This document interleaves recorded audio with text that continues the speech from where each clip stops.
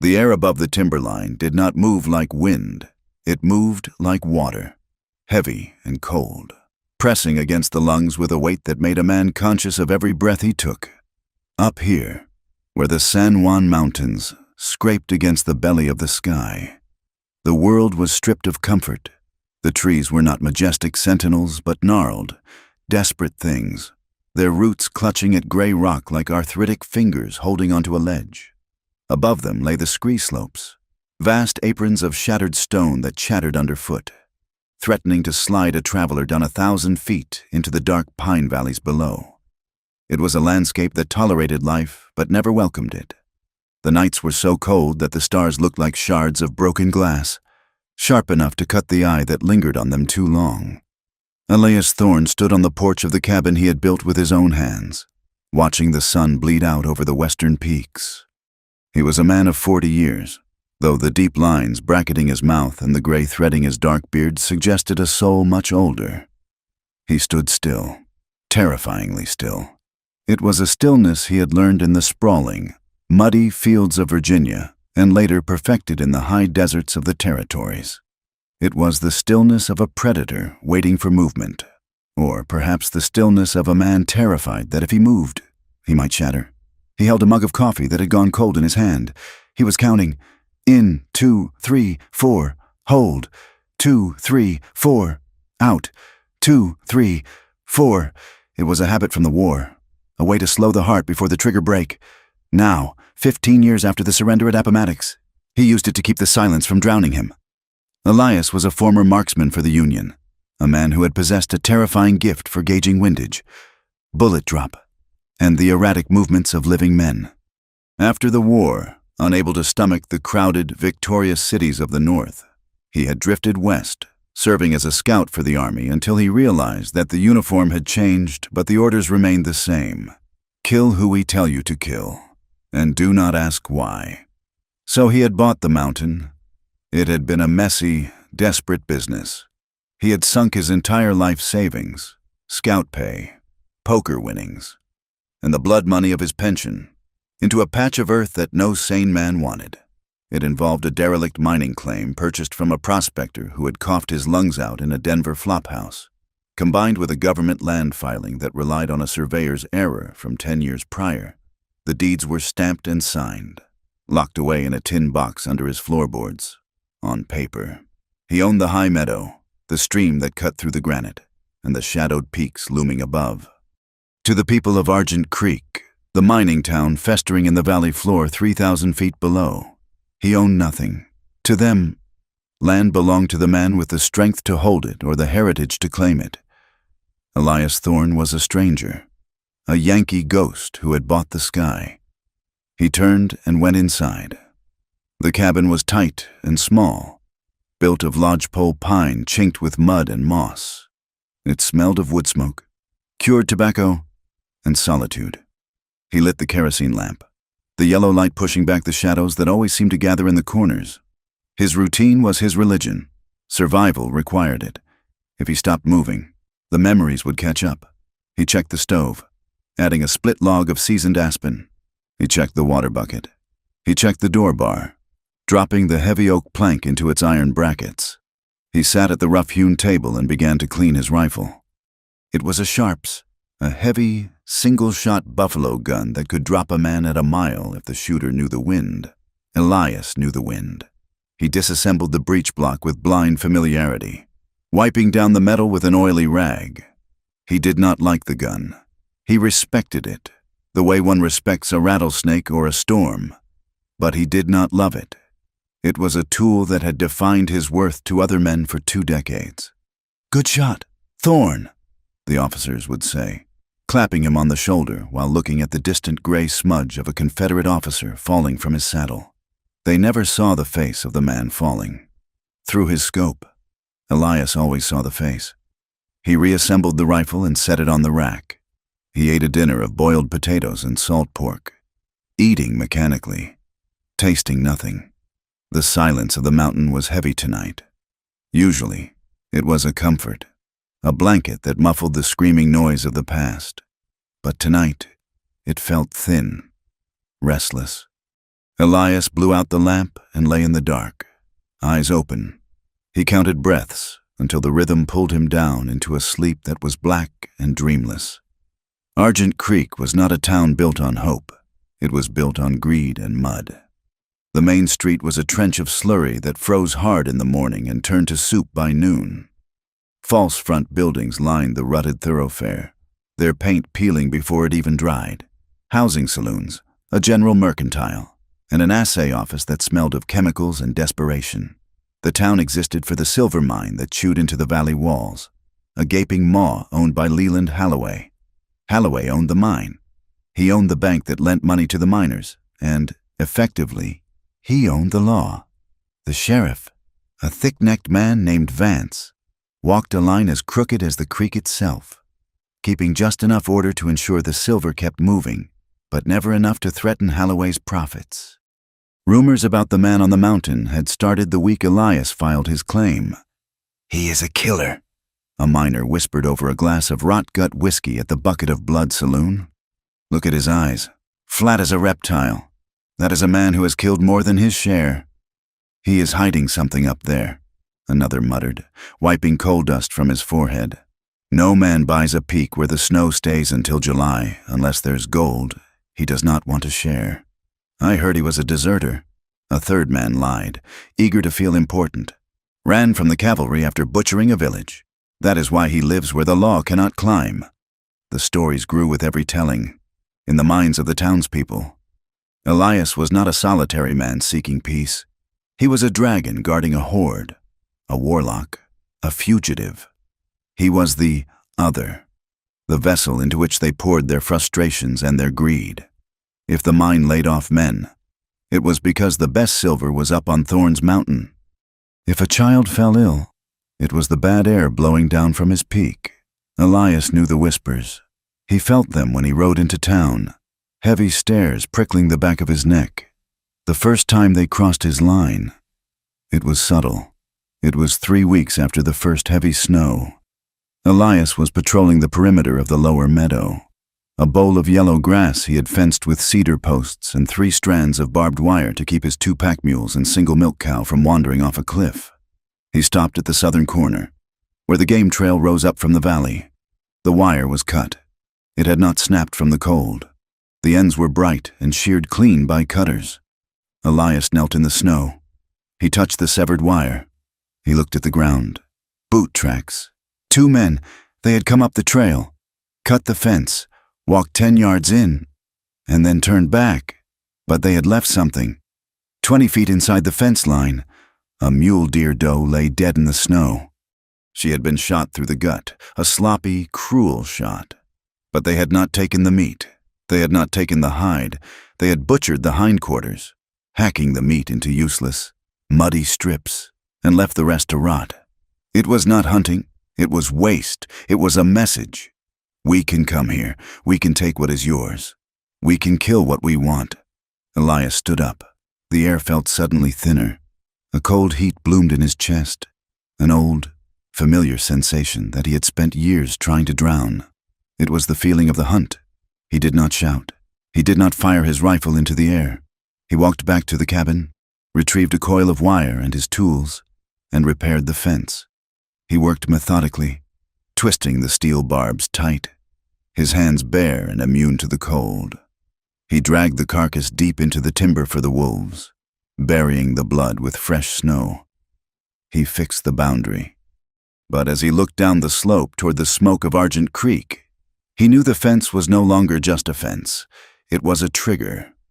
2 days later, the flour barrel ran low. Elias saddled the gray mule, a sour-tempered beast named Solomon, and began the long descent. The trail was treacherous, a series of switchbacks carved into the scree that required absolute attention.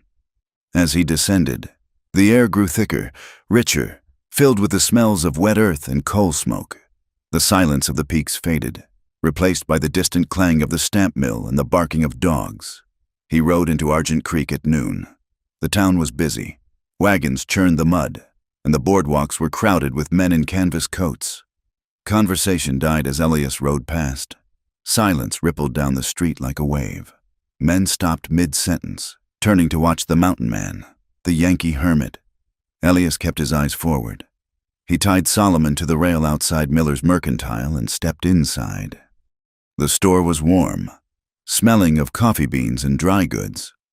Miller, the shopkeeper, was a nervous man who wiped his hands constantly on a stained apron. He looked up as the bell jingled, his smile faltering when he saw who it was. "Mr. Thorne," Miller said, his voice tight. "Mr. Miller," Elias replied. His voice was gravel, unused to shaping words. "I need a sack of flour, 5 pounds of coffee, a tin of lard, and a box of 4570 cartridges." Miller hesitated. He glanced toward the back of the store, where 3 men were leaning against the counter. One of them straightened up. It was Boyd Calloway, the foreman of the Halloway mine. Calloway was a big man, broad-shouldered and vain, wearing a coat with a fur collar that cost more than a miner made in a year. He had a face that was handsome until he smiled, revealing teeth that seemed too small for his jaw. "Well now," Calloway said, stepping forward, "the king of the hill comes down to mingle with the peasants." Elias ignored him. He placed 2 silver dollars on the counter. "The flour, Miller." Calloway moved closer, invading Elias's personal space. He smelled of bay rum and stale cigar smoke. "We heard you had some trouble up there, Thorne.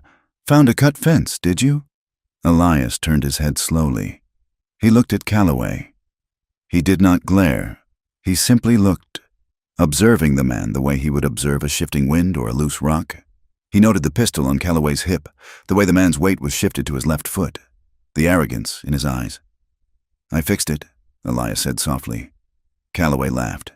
A sharp, barking sound. "Fixed it? A fence is just wire. Yankee, wire snaps. Things get through. Maybe next time it is not a deer that gets gutted." The threat hung in the air, heavy and wet. The other men chuckled nervously. Miller stared at the counter, refusing to look up. Elias felt the counting start in his head. 2, 3, 4. He could kill Calloway. The thought was not emotional. It was geometric. A sweeping strike to the throat, a pivot, the knife from his belt. It would take 3 seconds.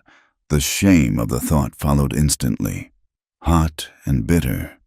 This was why he had bought the mountain, to stop thinking like a weapon. "If you want to talk about fencing," Elias said, his voice steady, "you come up and talk. But if I find another animal wasted on my land, I will not be the one repairing things." He turned back to Miller. "My goods." Miller scrambled to fill the order, his hands shaking as he weighed the flour. Elias took the supplies, slung the heavy sack over his shoulder, and walked out. "Watch your back, soldier," Calloway called after him. "The mountain is a lonely place to die." Elias untied the mule and mounted. He did not look back. He rode out of town, the mud sucking at the mule's hooves, the laughter of the men fading behind him. The climb back up was grueling. By the time Elias reached the tree line, the sun was gone, and the temperature had plummeted.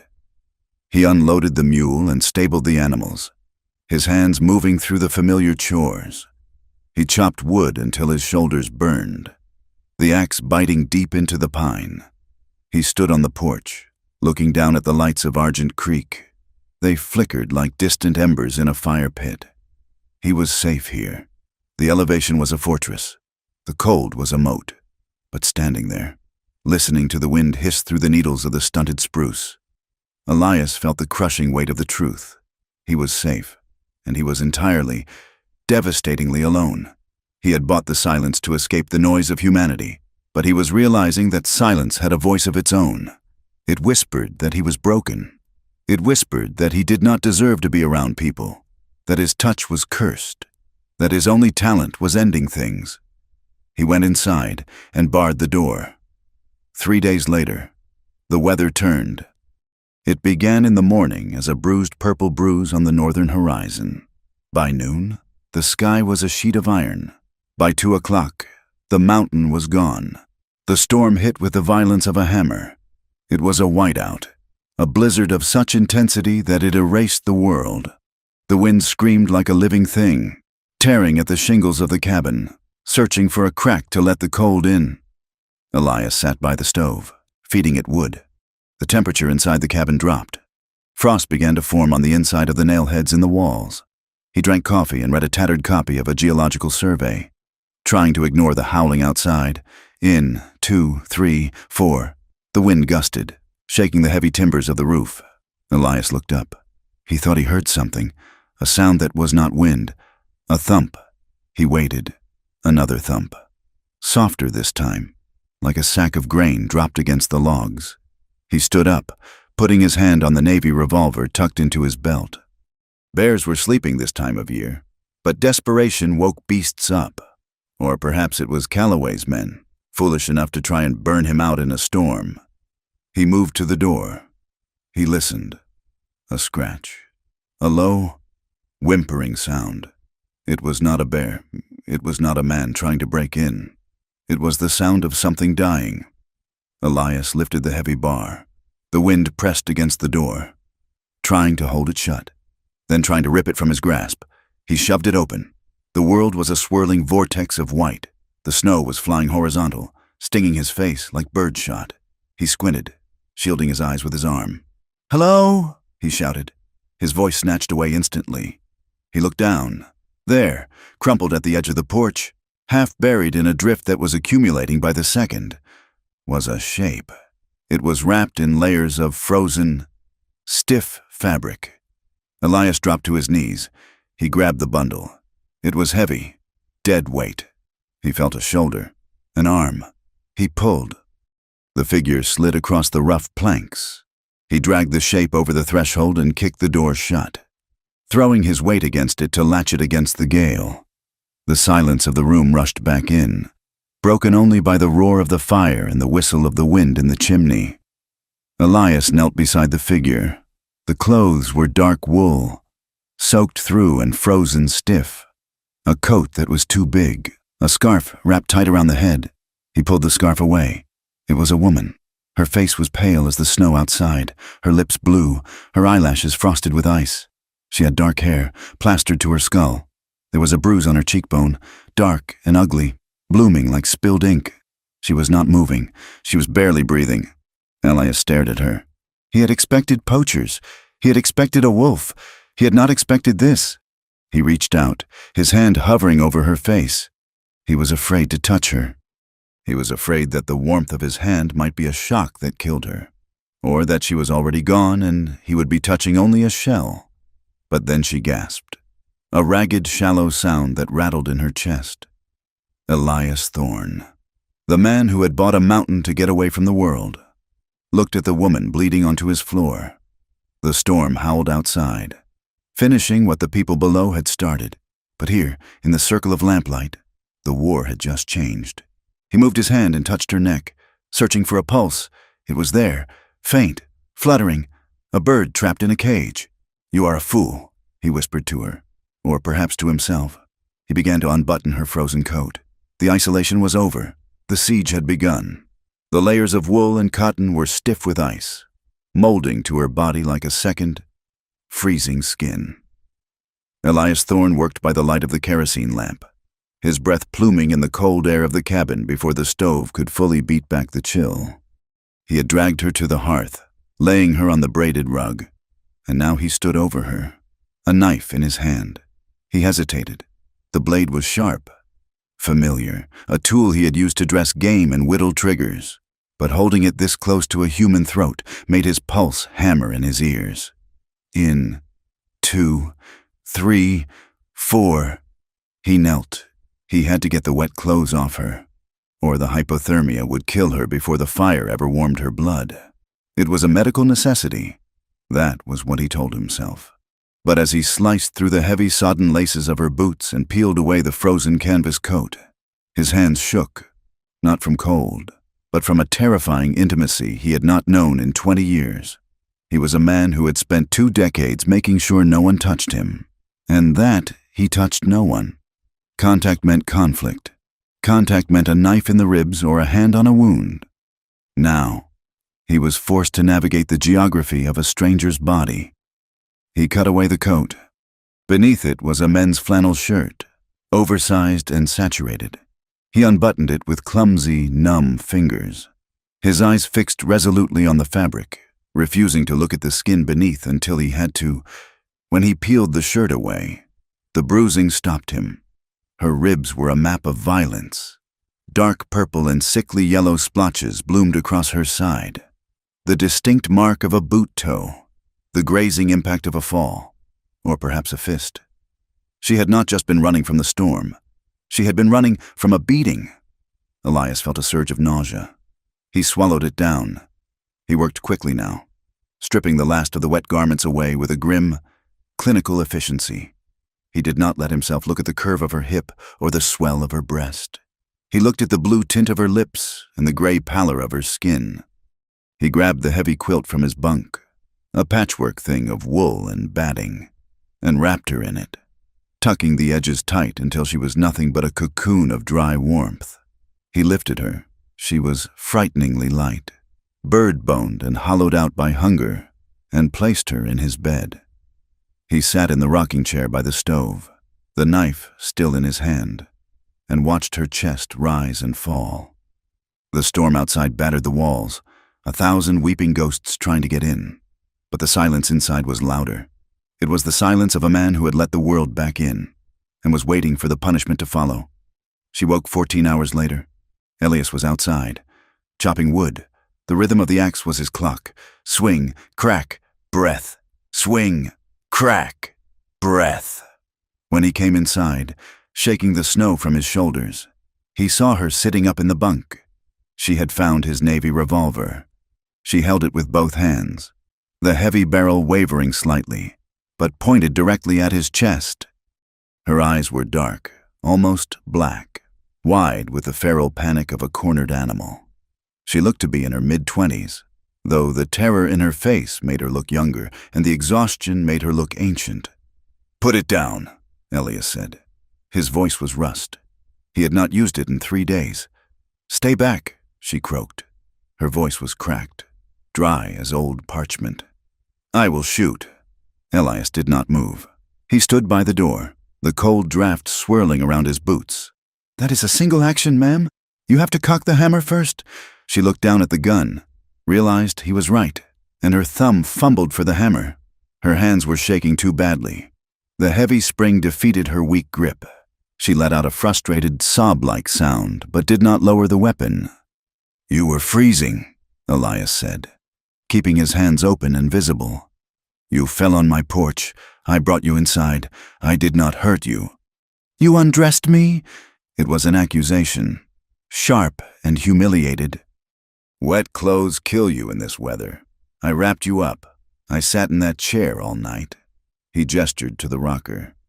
"I have not touched you since." She stared at him, searching for the lie. She had a face that mixed the sharp, angular plains of the high desert tribes with the lighter complexion of the Anglos who had come to conquer them. It was a striking face, intelligent and wary.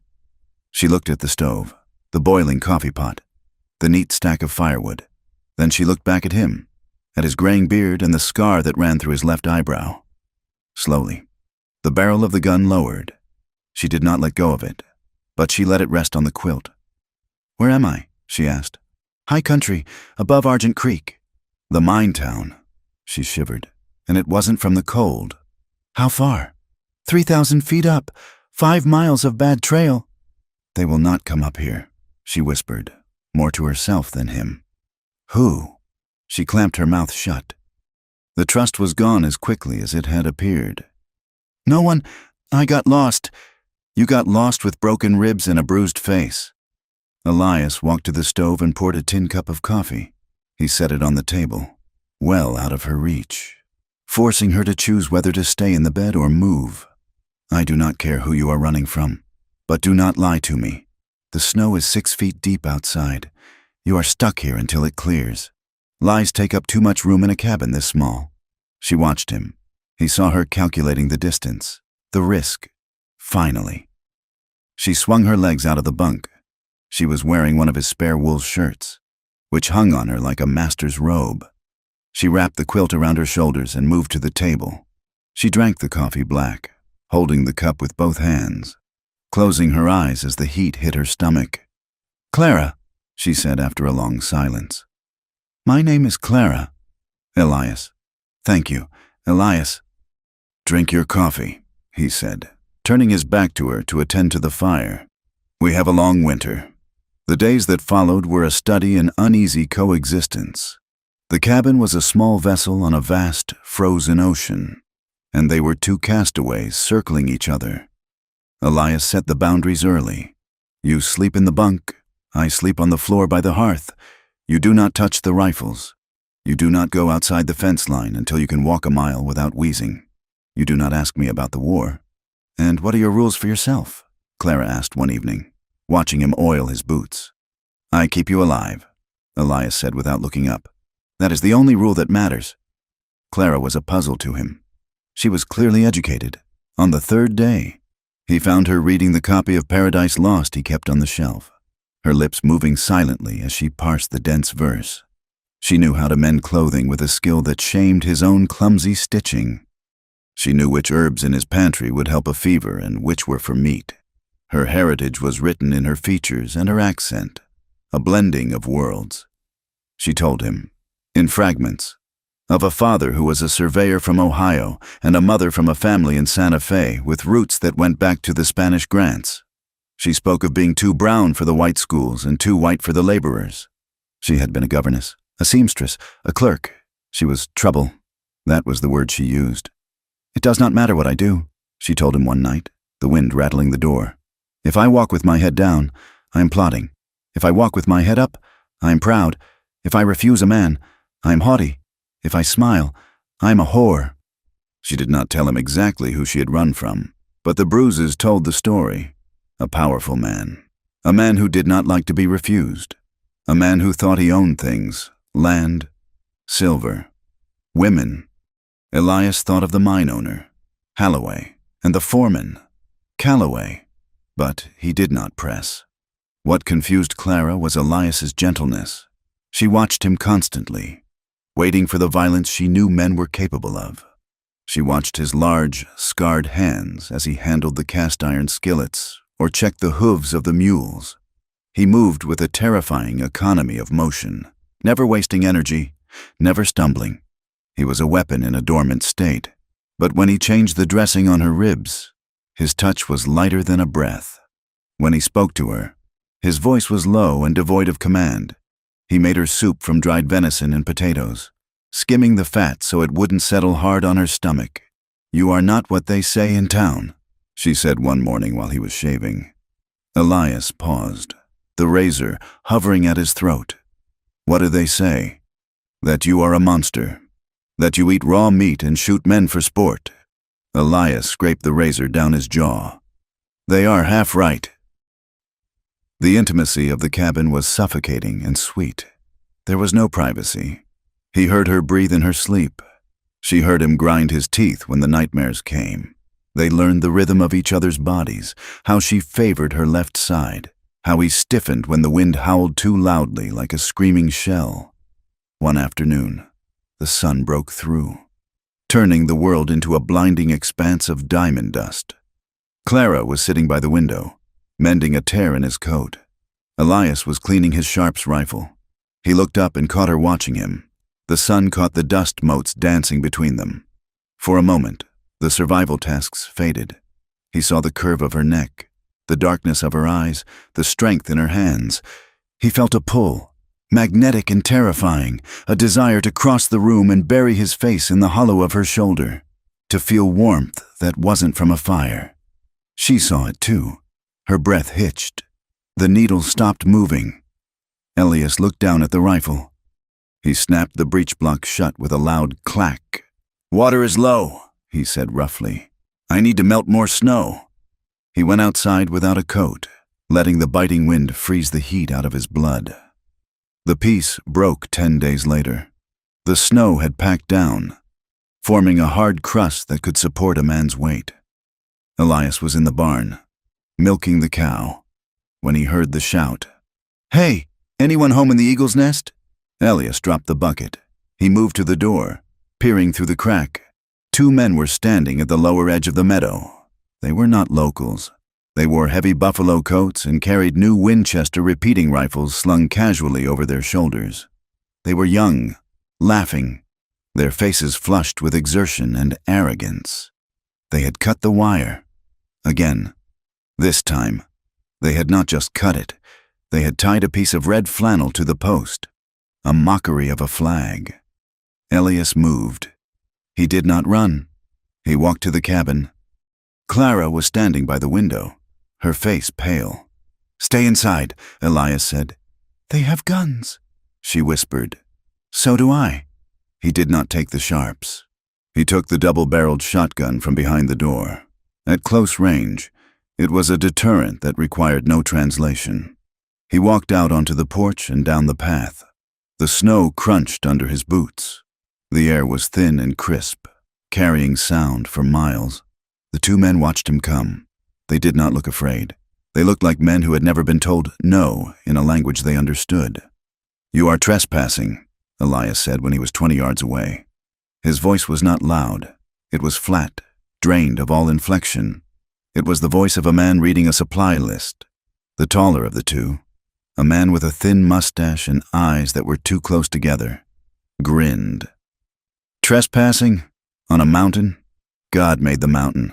Old man, you just squat on it." "I hold the deed," Elias said. "The fence is the line. You cut my wire." "Wire is cheap," the second man said. He was stockier, chewing on a plug of tobacco. "We heard there was game up here. Big game. Maybe some two-legged deer?" He leered at the cabin. Elias felt the counting start. 2, 3, 4. He looked at the rifles on their shoulders. Winchesters. Fast firing. He had 2 shots in the shotgun. He would have to take the tall one first, then drop to the snow to avoid the second man's return fire. He calculated the angles. He calculated the wind. But he did not raise the gun. "Turn around," Elias said.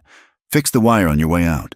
If you come back, I will not come out to talk." The tall man laughed. He unslung his rifle, holding it loosely in one hand. "You think you can order us? We work for Mr. Holloway. He says this land is open range until the survey proves otherwise. He says you are just a squatter with a heavy trigger finger." "Holloway is not here," Elias said. "I am." The man spat in the snow. "We go where we please, Grandpa." "Maybe we'll come up and say hello to the lady. Heard she's a warm one." Clara was watching from the window. She saw Elias go still. It was not the stillness of fear. It was the stillness of a statue. The tension left his shoulders. His grip on the shotgun relaxed slightly. To the men, it looked like surrender. To Clara, it looked like death. "Go," Elias said softly. The men laughed again, turning their backs on him with deliberate disrespect. They walked past him, deeper into the meadow, toward the timber line where the silver ore was rumored to be. They did not fix the fence. Elias did not shoot them in the back. He watched them go. He watched the sky. The clouds above the peaks were curling, gray tendrils hooking over the granite like fingers. The wind had changed direction 3 minutes ago. The air pressure was dropping so fast his ears popped. He turned and walked back to the cabin. "You let them go?" Clara asked, her voice trembling with disbelief as he barred the door. They said they would come back." Elias placed the shotgun on the rack. He went to the stove and added 2 large logs. "They are not coming back," he said. "How do you know?" "Look at the barometer," he said, pointing to the instrument on the wall. The needle had bottomed out. "And look at their coats, canvas and cotton lining. They are dressed for a walk in the valley, not a climb in the clouds." "Elias." He looked at her. His eyes were devoid of anger. They were empty. "The mountain does not care if they work for Holloway.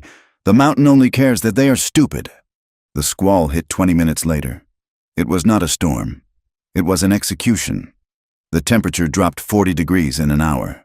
The wind roared down the canyon walls at 70 miles an hour, blinding, deafening, carrying ice crystals that scoured skin raw. Inside the cabin, the logs groaned. Clara sat by the fire, shivering despite the heat. She imagined the 2 men out there, in the open, on the scree slopes where there was no shelter, no trees, only the sliding rock and the screaming wind. "Should we?" she started, then stopped. Elias was counting breaths, his eyes closed. "No, they will die." "They chose the ground," Elias said. "I gave them the warning." The storm raged for 6 hours. When it broke, the silence that followed was heavy, like a church after a funeral. 2 days later, a prospector coming up the lower trail found the stocky man. He had made it to the tree line before collapsing. He was frostbitten, missing 3 toes, and babbling in a fever delirium. He told the men who carried him down that the mountain had come alive. He said a ghost had walked through the timber, watching them freeze, a gray figure that left no tracks. He said the wind had voices in it. The tall man was never found. The scree slope had shifted under the weight of the new snow, sliding thousands of tons of rock into the ravine. He was part of the mountain now. News traveled fast in Argent Creek. "Thorn killed them," the whispers went. "He didn't shoot them. He hexed them. He led them into a trap." He stood there and watched the storm take them. The stocky survivor wept in the saloon, nursing his bandaged feet. He knew it was coming. He looked at the sky and smiled. The legend of Elias Thorn hardened. He was no longer just a hermit. He was a warlock, a demon, a man who commanded the weather. Up in the cabin, the reality was quieter and far more dangerous. Clara stood at the window, looking out at the repaired fence. Elias was out there, checking the tension on the wire. She realized then that she was safe. As long as she was behind that wire, behind that man, the world could not touch her. The brutality of the mine owner, the judgment of the town, the shame of her past, none of it could cross that line. But she also saw the way Elias checked the horizon. She saw the new vigilance in his posture. The fence was not just a boundary anymore. It was a challenge. By surviving, by letting the mountain kill his enemies, Elias had humiliated powerful men. And powerful men did not forgive humiliation. Clara touched the cold glass. She had found a sanctuary, but she knew, with a sinking heart, that she had also brought a war to his doorstep. The fence was turning into a line that the world would try to burn down, and she was the kindling. The winter did not retreat, but the woman did not break. For the first month, Clara had been a ghost in the cabin, a fragile shape moving between the bunk and the stove, wrapped in layers of wool. But as the bruises on her ribs faded from angry purple to a dull, bruised yellow, something steel-hard emerged from beneath the injury. She began to claim the space. It started with small things. She reorganized the pantry, stacking the tins of lard and sacks of flour in a logic that defied Elias's bachelor chaos. She took the dried sage and rosemary hanging from the rafters and crumbled them into jars, filling the room with a scent that cut through the stale odor of wood smoke and gun oil. Elias watched this transformation with a feeling that sat uncomfortably between gratitude and intrusion. He was used to surviving. Clara was interested in living. One morning, he returned from checking the lower fence to find the cabin filled with the smell of roasting meat. Clara was at the stove, turning a rabbit in the cast-iron skillet. She had found his snares, repaired the frayed wire on 2 of them, and set them along the game trail behind the woodpile. "I used the onions," she said, not looking at him as he stomped the snow from his boots. "And the last of the dried apples. The meat was lean. It needed the sugar." Elias hung his coat on the peg. He looked at the rabbit. It was dressed cleanly, the fur saved and stretched on a small hoop near the heat. "I did not know you could set a snare," he said. "Hunger teaches fast," Clara replied. She plated the food and set it on the table. "And I am tired of eating gruel while you eat like a monk doing penance." They ate in silence, but it was a companionable silence. The food was good, better than good. It had flavor, balance, a touch of care that Elias had not tasted in years. He felt a heat rise in his neck, a sudden, sharp embarrassment. He had saved her life, yes, but she was bringing civilization back to his. He did not know how to thank her without admitting how lonely he had been. "The wind is shifting," she said, watching him over the rim of her coffee cup. Elias paused. His fork halfway to his mouth. "How do you know?" "You are rubbing your left knee," she said. "You only do that when the pressure drops." Elias lowered his hand slowly. He hadn't realized he was doing it. It was an old injury from a fall in the Blue Ridge Mountains, a barometer made of bone and cartilage. "And you," Elias countered, his voice low, "you stop breathing when you hear the mule kick the stall wall." Clara stiffened slightly, then forced her shoulders to relax. "It sounds like a boot against a door." "It is just Solomon," Elias said gently. "He hates the cold." "I know," Clara whispered. "But the body remembers before the mind can explain." They sat there, the fire crackling, two people mapping the geography of each other's trauma without needing to speak the names of the places where they had been hurt. It was an intimacy sharper than touch.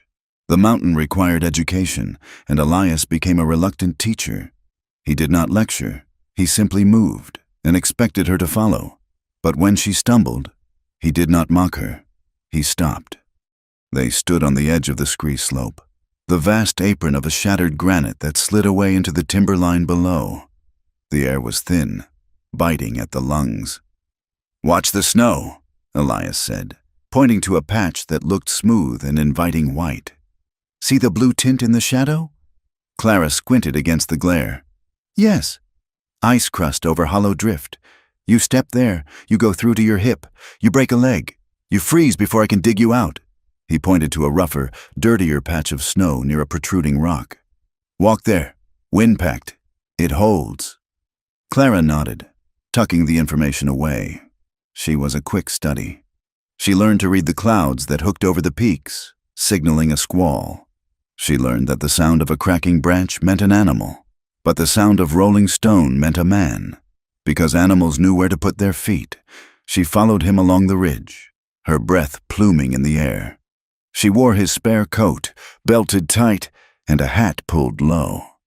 She looked small against the vastness of the San Juans, but she moved with a determination that made Elias's chest ache with a strange pride. "Why do you stay?" she asked him once, as they paused to rest on a wind-scoured outcrop.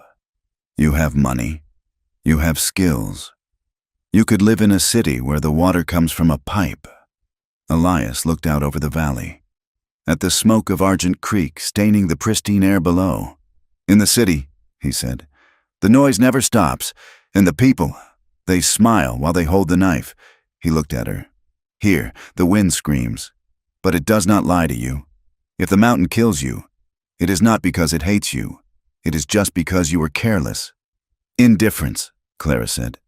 "You find comfort in indifference." "I find safety in it." Clara looked down at the town. "I have never found safety anywhere," she said. "Only pauses between storms." The flour barrel finally scraped bottom in mid-February. The coffee was gone. The sugar was a memory. They had to go down. The descent was tense. Elias checked his revolver 3 times before they left the cabin. He made Clara wear her own coat, which she had mended and cleaned, though he insisted she wear a scarf that obscured most of her face. "Stay close to me," he told her as they reached the muddy outskirts of Argent Creek. "Do not speak to anyone unless they speak to you." The town had not changed, but the atmosphere had thickened. The story of the dead poachers had curdled into a dark legend. As they rode down the main street, the activity on the boardwalk ceased. Men stopped hammering. Women gathered their skirts and turned their backs, ushering children indoors. It was not just fear. It was disgust. Elias tied the mules at the rail. He could feel the eyes on them. He walked into Miller's Mercantile. Clara stepped behind him. The bell jingled. The store was warm, but the greeting was ice. Miller stood behind the counter, wiping his hands on a rag that was grayer than it had been a month ago. 2 other customers, miners' wives with bonnet brims pulled tight, hurried out the door, giving Clara a wide berth as if she carried a plague. "We are closed," Miller said. Elias placed his hands on the counter. Door was unlocked. "Miller, sign says open. Running inventory." Miller lied, his eyes darting to the window. "Can't sell nothing today." "I see a sack of flour right there," Elias said, pointing. "I see coffee beans in the bin. Reserved, Miller said, his voice rising in pitch. It's all spoken for. Mr. Holloway's orders. Priority supply for the mine camp. Elias stared at the man. He saw the sweat on Miller's upper lip. This wasn't just prejudice. It was pressure. Since when does the mine eat every grain of sugar in the county? Elias asked. Since you brought her down here? A voice boomed from the doorway. Elias turned. It was Leland Holloway himself. The mine owner was a man of 60. Dressed in a suit that cost more than the building they were standing in. He was flanked by Calloway, the foreman, whose smile was as sharp as a skinning knife. Holloway stepped inside, filling the space with the scent of expensive tobacco and arrogance. He looked at Elias, then let his gaze slide over Clara with a slowness that felt like a physical violation. You have a lot of nerve. Thorne, Holloway said, bringing your guest into decent society. She needs supplies, Elias said, stepping between Holloway and Clara. Same as anyone. She is not the same as anyone, Calloway interjected, hooking his thumbs in his gun belt. We heard about the men who went up your mountain, Thorne. We heard they didn't come back. And now we see you parading a woman of, shall we say, complicated reputation around our streets. Clara stepped forward. Her chin was up. My reputation is my own, she said, her voice shaking but clear. And my money is as good as yours, Holloway chuckled. Your money? And where did a woman like you get money? My dear, we know who you are. We know you ran from a contract in Denver. We know what you are. He turned to Elias. This town is built on law and order. Thorne. We are trying to build progress here. Families, churches. We don't need a hermit harboring fugitives and killing honest men on a mountain that blocks the vein. The mountain is mine, Elias said. The deed is filed. Deeds are paper, Holloway said softly.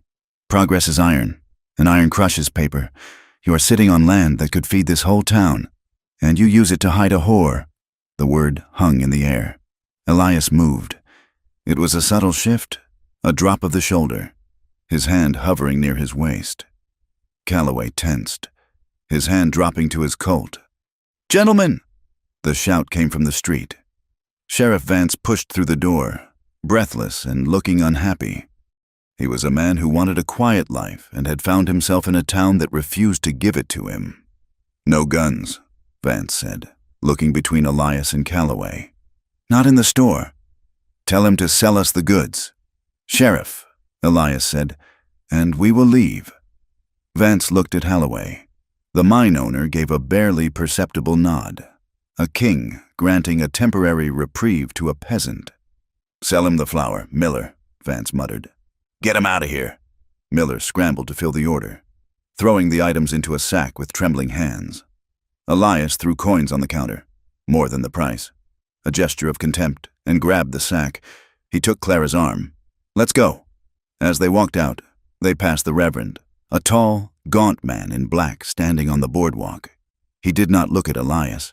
He looked straight at Clara, his eyes burning with a cold, religious fury. For the lips of a strange woman drop as an honeycomb, the preacher recited, his voice carrying down the street, and her mouth is smoother than oil.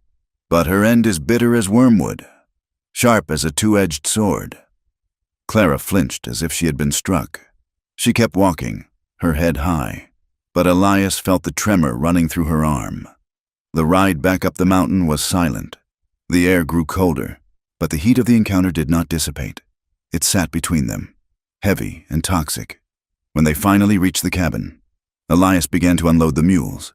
He was angry at Holloway, angry at the town, angry at himself for not shooting Calloway where he stood. He carried the flour inside. Clara was standing in the middle of the room. She had taken off her coat and scarf. She was shaking. Clara, he said. She spun around. Is that what I am? She demanded. Her voice rose, cracking with a fury he had never seen in her. Bitter as wormwood? A sharp sword? They are small men, Elias said, closing the door. Their words mean nothing. They mean everything. She paced the small room, her hands tangling in her hair. They mean I cannot buy bread. They mean I cannot walk down a street without being stripped naked by their eyes. I did nothing. I worked. I survived. And because I would not let a man take me, I am the sinner." She grabbed a tin cup from the table and threw it. It hit the log wall with a violent clang and clattered to the floor. "I hate it," she screamed. "I hate that they have the power to make me feel dirty when I have done nothing but try to live." She crumbled then. The rage snapped, leaving only a hollow, gasping grief.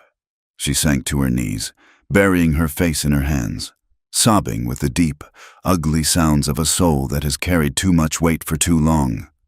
Elias crossed the room. He did not think. He dropped to his knees in front of her. "Clara." He reached out and took her wrists, pulling her hands away from her face. She looked at him, her eyes red, her face wet with tears. "I am not dirty," she whispered. "Tell me I am not dirty." "You are the cleanest thing in this world," Elias said. The words tore out of him, raw and honest. She looked at his mouth. The air between them suddenly changed. The anger, the fear, the adrenaline of the town. It all twisted into something else, a desperate need to be reaffirmed, to be alive, to be held. She lunged forward. Her mouth found his. It was not a gentle kiss. It was fierce, salty with tears, a collision of teeth and lips. It was a demand. "Prove it. Prove I am real." Elias froze for a heartbeat, and then he broke. His arms went around her, pulling her against him, crushing her to his chest. He kissed her back with a hunger that terrified him. He tasted the coffee on her tongue, the salt on her skin. He felt the heat of her body through the wool of her dress. And for the first time in 20 years, the cold inside him vanished. His hand tangled in her hair, pulling her closer. She made a sound in her throat, a small whimper of need that vibrated against his chest. It would be so easy to lay her down on the rug, to let the firelight wash over them, to forget the town, the mine, the past, to just be a man and a woman in the dark. The thought hit him like a physical blow. "He thinks he owns things," Holloway's voice echoed in his head. "We know what you are." Elias pulled back. He tore himself away from her, gasping for air, his heart hammering against his ribs like a trapped bird. Clara stayed on her knees, her lips swollen, her eyes wide and dazed. She reached for him.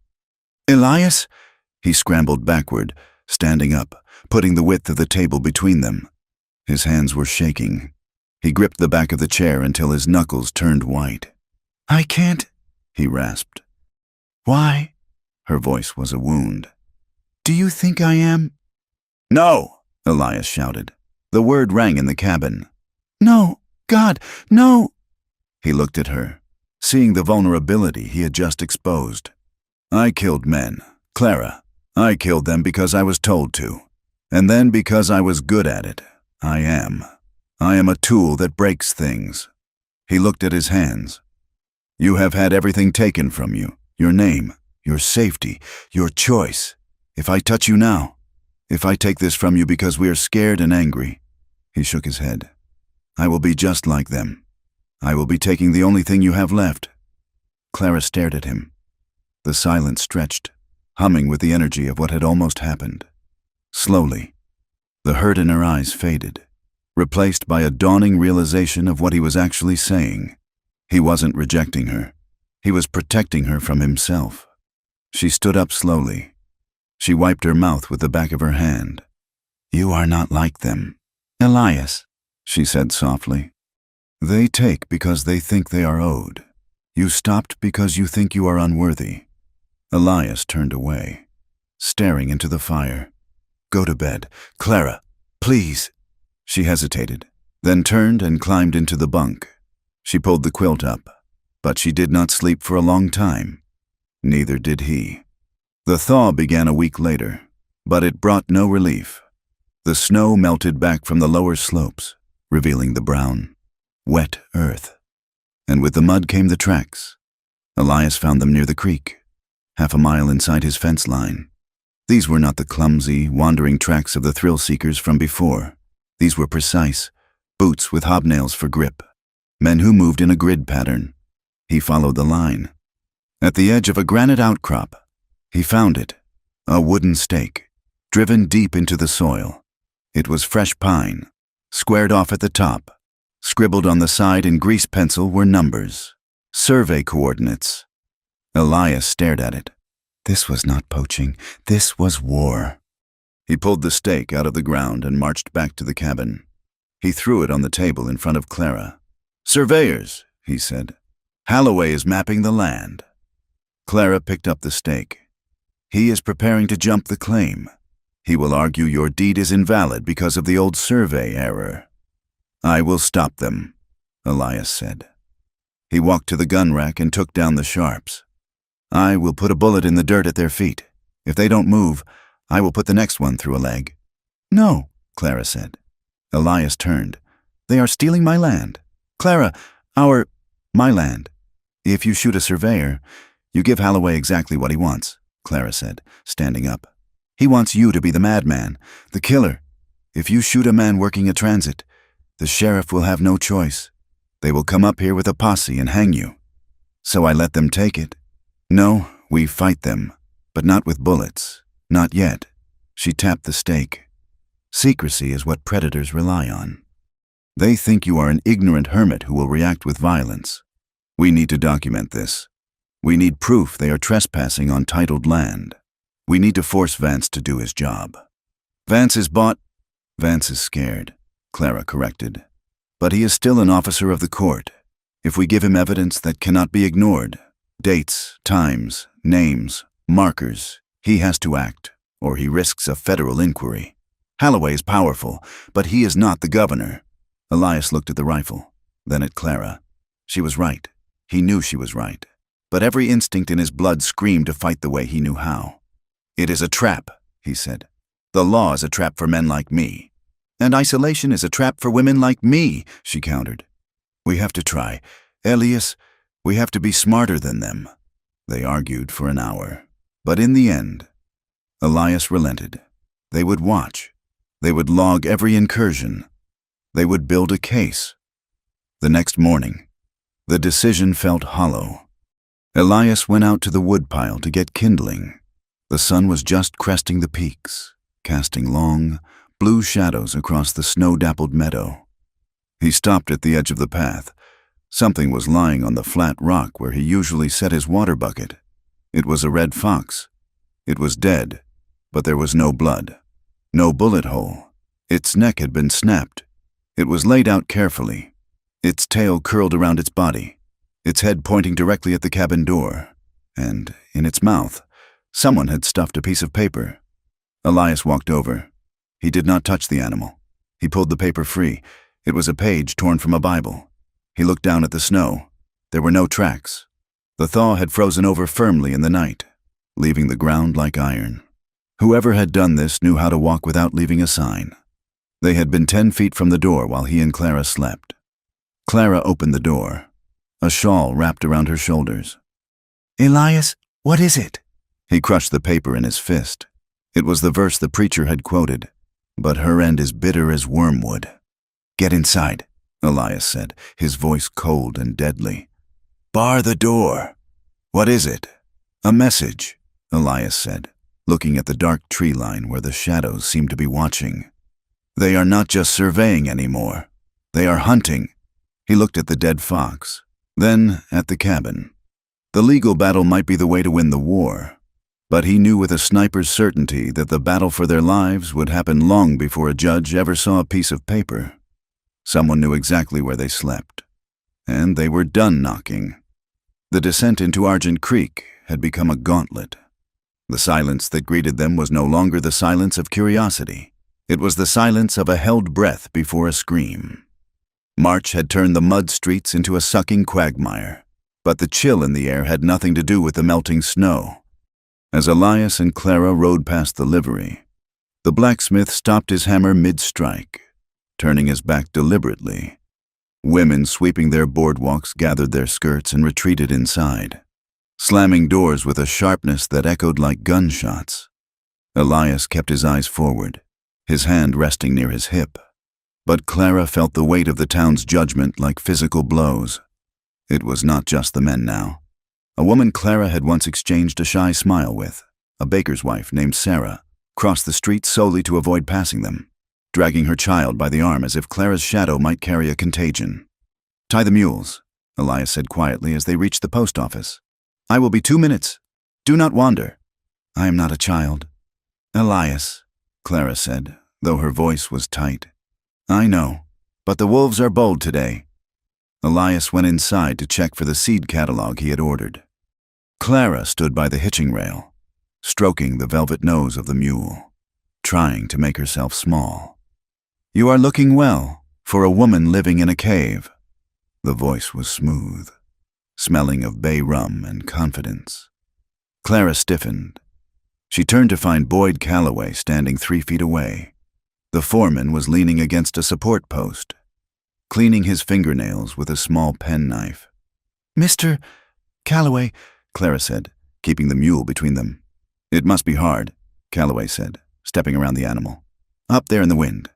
With a man like that, a man with so much history. We are doing fine. Are you?" Calloway smiled. It was a smile that did not reach his eyes, because word is, the law is looking closely at Mr. Thorne. People go up that mountain and vanish. That makes people nervous. And when people get nervous, they look for someone to blame. He took another step. Clara backed up, her heel hitting the boardwalk. "You do not belong up there, Clara." Calloway lowered his voice, the menace wrapped in faux concern. "You are a woman of specific talents. We know about Denver. We know about the Russell household." Clara's blood ran cold. The air left her lungs. "I see you remember." Calloway chuckled softly. "Mr. Russell was quite vocal about the theft. A diamond brooch, wasn't it? And a servant girl who vanished the same night?" "I took nothing," Clara hissed. "I left with the clothes on my back. That is not the story the wire service tells," Calloway said. "If the sheriff here finds out you are a fugitive thief, he might decide you are not worth protecting. And if Thorne goes down for murder, well, a woman like you will need friends, powerful friends." He reached out and brushed a piece of lint from her sleeve. The gesture was possessive, terrifyingly intimate. "Think about it," Calloway said. "The mountain is a dangerous place. Accidents happen." The door to the post office opened. Elias stepped out, a piece of paper in his hand. He saw Calloway. He saw Clara's pale face. He dropped the paper. Elias did not walk. He blurred. He covered the distance in 2 strides, placing himself between Clara and the foreman. He did not draw his weapon. He simply stood there, radiating a violence so concentrated it felt like heat. "Step back," Elias said. Calloway held up his hands, the penknife snapping shut. "Just being neighborly. Thorne, warning the lady about the weather." "The weather is fine," Elias said. "The air down here is the problem?" Calloway laughed, tipping his hat to Clara. "Remember what I said, my dear. Options are like gold veins. They run out." He turned and walked away, whistling. They did not speak until they were halfway up the switchbacks, where the air thinned and the stench of the town was replaced by the clean scent of pine resin. Clara rode with her head down, her shoulders hunched. When they reached the cabin, she slid off the mule and went straight inside, not waiting to help with the packs. Elias stabled the animals, his movements mechanical. He could still see the fear in her eyes. It was not the fear of a storm or a bear. It was the fear of a trap closing. When he entered the cabin, Clara was sitting at the table, her hands clasped so tightly the knuckles were white. "He knows," she whispered. Elias hung his coat on the peg. "He knows what?" "Denver," she said. She looked up at him, and the shame in her face broke his heart. "He knows about the Russell family. He called me a thief." Elias sat across from her. "Tell me." "I was a maid," Clara said, her voice trembling. "For a wealthy family, Mr. Russell." He had a wandering eye. He would corner me in the pantry, the linen closet. I said no. I kept saying no. She took a ragged breath. One night, he didn't ask. He came to my room. I fought him. I hit him with a heavy brass candlestick. He fell, and I ran. I didn't pack. I didn't take my wages. I just ran. She looked at her hands. The next day, he reported a diamond brooch missing. He told the police I had seduced him, robbed him, and fled. A warrant was issued. I had to keep moving. I changed my name. I worked in laundries, in kitchens, anywhere they paid cash and didn't ask questions. But the story followed me. A woman alone, running. Everyone assumes the worst. He lied to cover his own sin, Elias said. The anger in his chest was a cold, hard knot. It does not matter if he lied, Clara cried out. He is rich. He is a pillar of society. I am nobody. In the eyes of the law, I am a thief and a whore. And Calloway, he will use that. He will tell the town. They will come for me. Elias. Let them come, Elias said. You cannot fight the whole world. I can fight the part of it that tries to touch you. And then what? Clara stood up, pacing the small room. Then you are a murderer, and I am the cause. I am a trap, Elias. Everywhere I go, trouble follows. I should leave. I should go over the past tonight. Sit down, Elias commanded. It was the voice of the sergeant, absolute and unyielding. Clara stopped. She looked at him. You are not a trap, Elias said, his voice softening. You are a survivor, and you are not leaving. He stood up and walked to the window, looking out at the darkening tree line. You think you are the only one with a ghost? He turned back to face her. The shadows obscured his eyes, but his voice was stripped bare. They call me a sniper, a marksman. He paused. In the war, my job was not to fight. It was to murder. I lay in the mud for days, waiting for a man to shave, or eat, or read a letter from his wife. And when he was happy, when he was human, I ended him. Clara watched him, her own fear suspended by his confession. I told myself it was for the Union, Elias said. I told myself it saved lives. But the truth is that after the first few, I stopped feeling it. I stopped seeing them as men. They were just windage and elevation. I became a machine. That is my shame.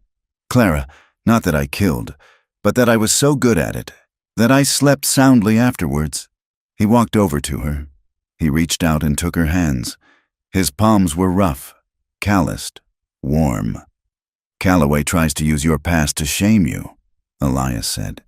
He tries to use my past to scare me, but he forgets one thing. What? Clara whispered. We are not those people anymore. He pulled her closer. The air in the cabin shifted. The fear that had been driving them apart suddenly pulled them together. It was a desperate, magnetic force. They were two broken things trying to make a whole. Clara stepped into him. Her arms went around his waist, holding him with a fierce grip, bunching the fabric of his shirt. Elias bowed his head, resting his forehead against hers. I will not let them take you, he vowed into the silence. I will burn this mountain down before I let them put chains on you, and I will not let you die for me, she whispered back. They stood there in the dark, swaying slightly, anchored by the heat of the other. It was a promise that felt like stepping off a cliff, terrifying, inevitable, and the only thing that made sense. The tragedy struck 3 days later. It was a gray, sullen Tuesday when Sheriff Vance rode up the trail. He did not come alone.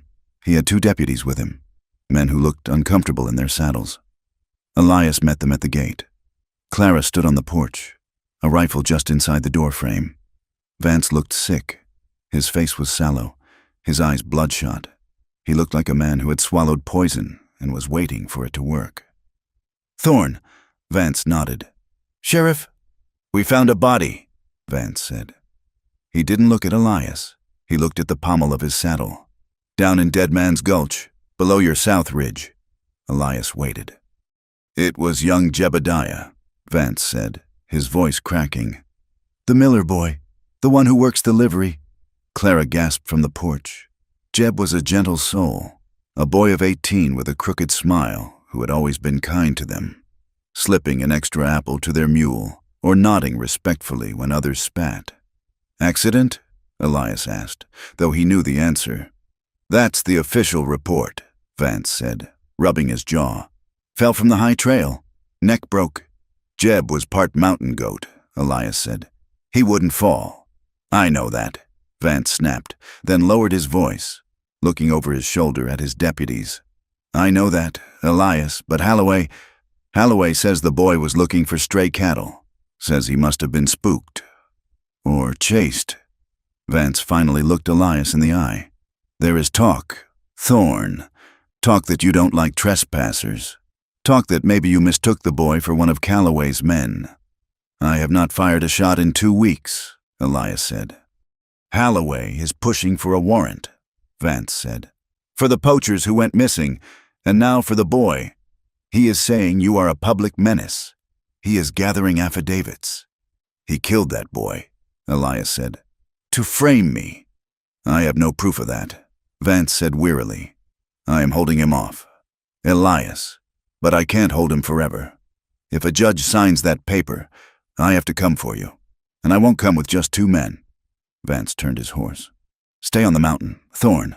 For God's sake, don't give them a reason. He rode away. The silence he left behind was heavy with the ghost of a dead boy. He was 18, Clara said, her voice hollow. She was leaning against the doorframe, tears streaming down her face. He was kind, and they killed him just to get to us. This ends now, Elias said. He turned toward the barn. Where are you going? Clara ran after him, grabbing his arm. To finish it. Holloway is in town. I can find him. No! Clara screamed. She threw her weight against him, spinning him around. That is what they want. You go down there, you kill Holloway. And then what? The deputies shoot you, the town hangs you, and Calloway takes the mine and the land and everything else. They killed a child. Clara. And they will kill you. She was shaking him. Do not give them your life, Elias. Do not give them your soul. If you go down there as a sniper, you prove them right. You prove you are the monster they say you are. Elias trembled. The rage was a physical pain, a blinding white light behind his eyes. He wanted to let the monster out. It would be so easy. Then what do we do? He roared. Wait for them to starve us out? Wait for them to shoot us from the trees? We fight, Clara said, her eyes blazing. But we fight as people, not animals. We find the truth. We drag it into the light.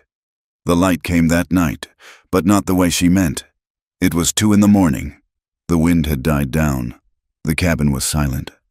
Clara woke to a sound, a soft whoosh, like an intake of breath. Then the smell, sharp, chemical, coal oil. Elias! She rolled out of the bunk just as the orange glow flared against the window. Elias was already moving. He grabbed the water bucket from the stand. The back wall! They burst out the front door. The rear of the cabin was licking with flames. Someone had splashed kerosene on the logs and tossed a torch.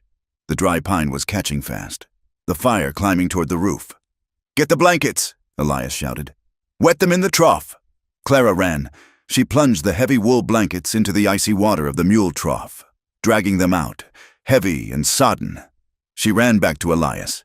He was beating the flames with a shovel, trying to smother the base of the fire. Clara threw a wet blanket over the highest flame she could reach. The steam hissed violently, scalding the air. They fought for 10 minutes. It felt like hours. Smoke stung their eyes, choking them. The fire wanted to eat the cabin, wanted to consume their sanctuary, but the logs were thick and the night was damp. They smothered the fire before it could catch the roof shingles. Elias stood panting, his face smeared with soot. He held his rifle in one hand, scanning the darkness. The woods were silent. The arsonists were gone. They had lit the match and run. Cowards in the dark. Are you hurt? Elias rasped. No, Clara coughed. You? No. Elias walked to the blackened logs. He knelt down. The smell of kerosene was overpowering. Look, he said. He pointed to the mud near the foundation. The ground was soft from the heat of the fire. There, baked into the mud, was a boot print. It was distinct. The heel had a metal horseshoe tap, but the tap was broken in a V shape. I have seen that boot, Elias said, on the blacksmith's deputy, the one Holloway hired last week. Clara moved closer. She picked up something from the ground. It was a rag, still reeking of oil. It wasn't a normal shop rag. It was a piece of fine velvet, scorched and ruined. This is curtain fabric, Clara said. Heavy velvet, maroon. The saloon has curtains like that, Elias said. Holloway's private booth. He didn't even bother to use a generic rag, Clara said, her voice hard. He used what was at hand, because he thinks we are already dead. Elias stood up. He looked at the charred wall of his home. He looked at the boot print. He looked at the velvet rag. We have the proof, he said. The boy, the fire, the threats. It is all one line. Sheriff Vance won't look at this, Clara said. He will say we set the fire ourselves. He will say the rag proves nothing. Then we don't go to Vance. Elias said. Who? I heard talk in the post office. Elias said. Before Calloway stepped in, the postmaster was talking about a federal marshal, Marshal Graves.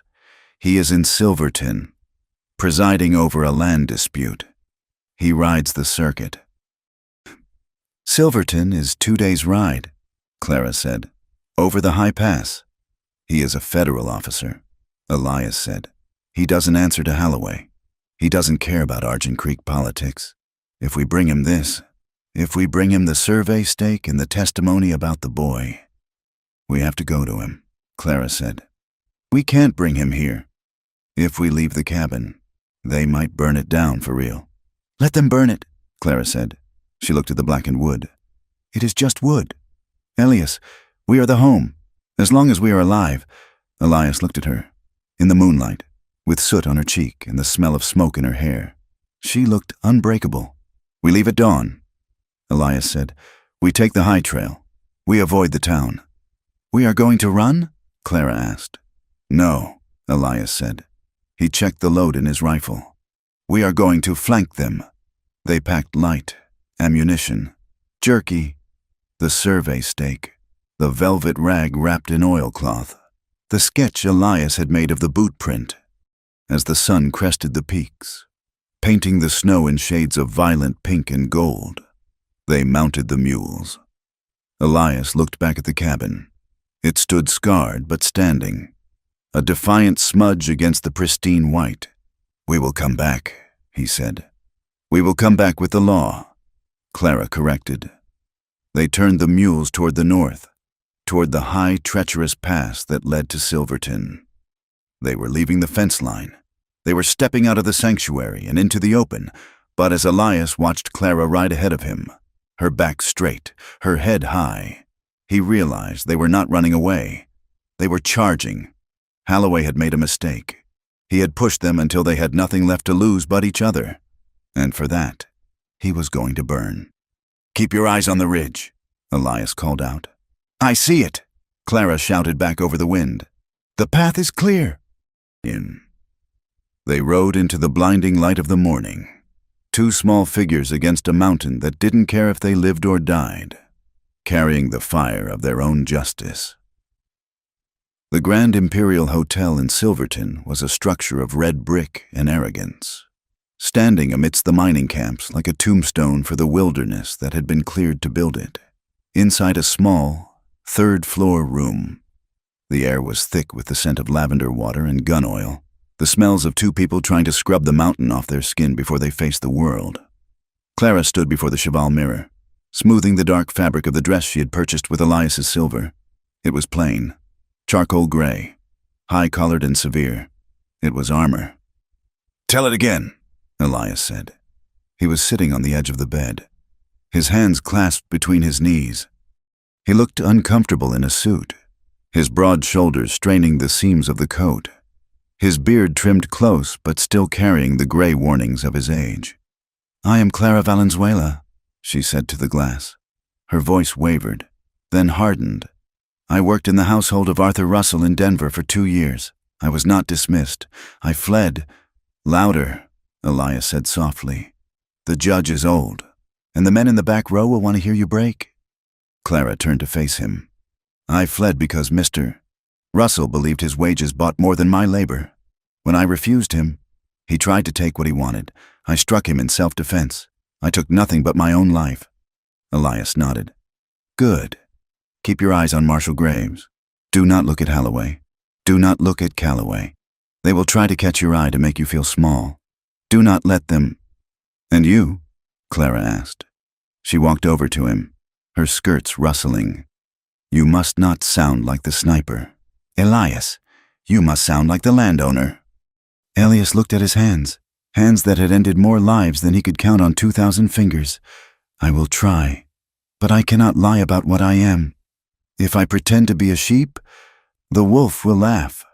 "Be a shepherd, then," Clara whispered, touching his shoulder. "Protect the flock, even if the flock is just us." They walked to the courthouse together. The streets of Silverton were wider than Argent Creek, but the eyes were the same. News had traveled over the pass. The mountain devil and his fugitive whore had come down to answer for the missing men. The courtroom was packed. Miners, prospectors, and curious wives filled the benches, sweating in the stuffy heat. When Elias and Clara entered, the noise died instantly, replaced by the scratching of boot heels on wood and the rustle of fabric. Leland Holloway sat at the plaintiff's table, looking bored. Boyd Calloway sat beside him, cleaning his nails, his smirk fixed in place like a scar. Marshal Graves sat behind the high bench. He was a federal man, sent from Washington to bring order to the territories. He had a face like a dried apple and eyes that had seen every variation of human greed. "This is an inquiry into the disappearance of 2 men on the Black Ridge claim," Graves announced, his voice dry and carrying, "and a review of the allegations of criminal trespass and assault lodged by Mr. Elias Thorne. Let us be quick. The law has a long saddlebag and a tired horse." Holloway's lawyer, a slick man from Denver named Silas Reed, stood up. He painted a picture of Elias that was terrifying in its distortion. He spoke of a madman, a recluse who hoarded land he didn't mine, a veteran whose mind had snapped, leading him to hunt men for sport. Then he turned to Clara. "And his companion," Reed said, gesturing with a disdainful flick of his wrist. "A woman of mixed blood and mixed morals.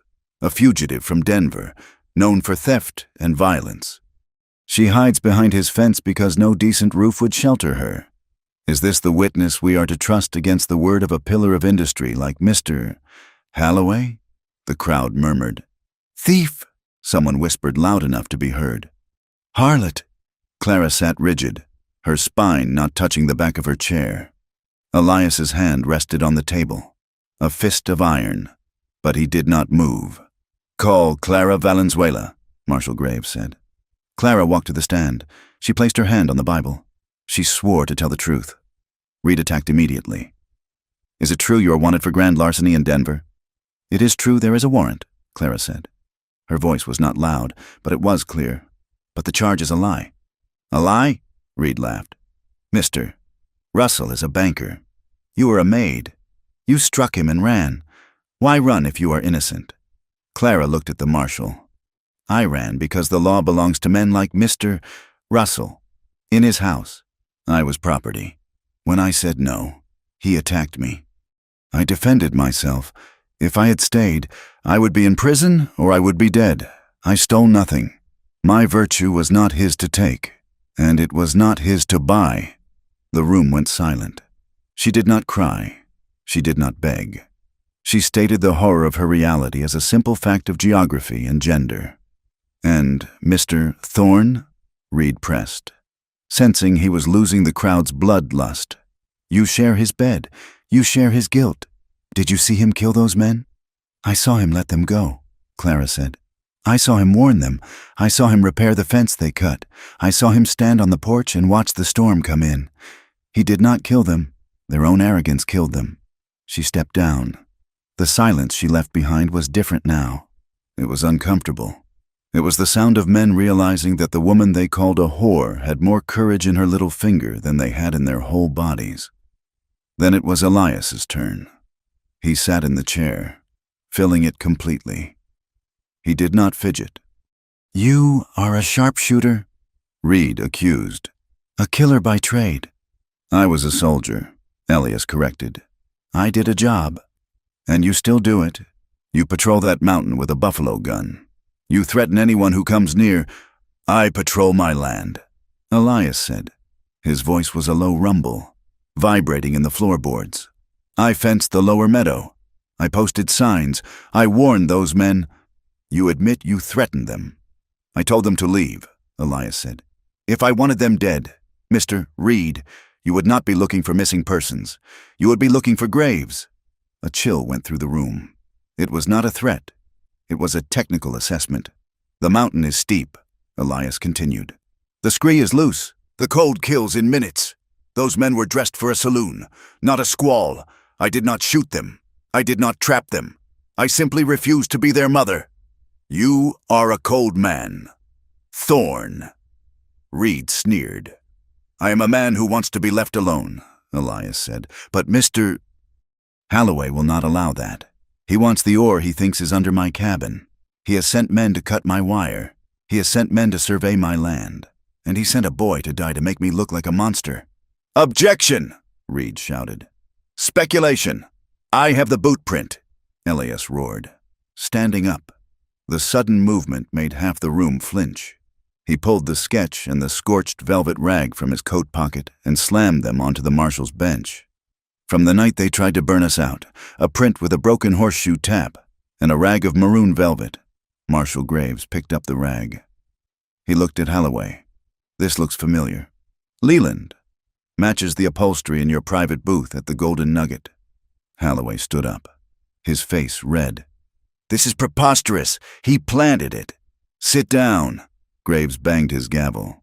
Is there anyone who can corroborate the events on the mountain? The doors at the back of the courtroom opened. I can... The man who hobbled in was leaning on a crutch. His right foot was heavily bandaged. He was missing 3 fingers on his left hand from frostbite. It was the stocky poacher. The survivor. The crowd parted for him. He looked like a specter. Gaunt and angry. Name? Graves asked. Thomas O'Malley. The man rasped. He glared at Holloway. He stopped paying my medical bills last week. Said I was a loose end. Holloway's face drained of color. Calloway shifted in his seat, his hand drifting toward his coat. Tell us, Mr. O'Malley, Graves said, leaning forward. Why were you on the mountain? We wasn't hunting deer, O'Malley spat. We was hired. $5 a day plus a bonus if we could provoke the hermit. Provoke him to what? To shoot, O'Malley said. Mr. Calloway gave us the wire cutters. He said, cut the fence, shoot his stock, scare the girl, make him fire the first shot. Then the sheriff could go up there and hang him legal-like. The courtroom erupted. Sheriff Vance, who had been standing in the back, looked at the floor, shame burning his ears. And the boy? Graves asked. Jebediah Miller. O'Malley looked down.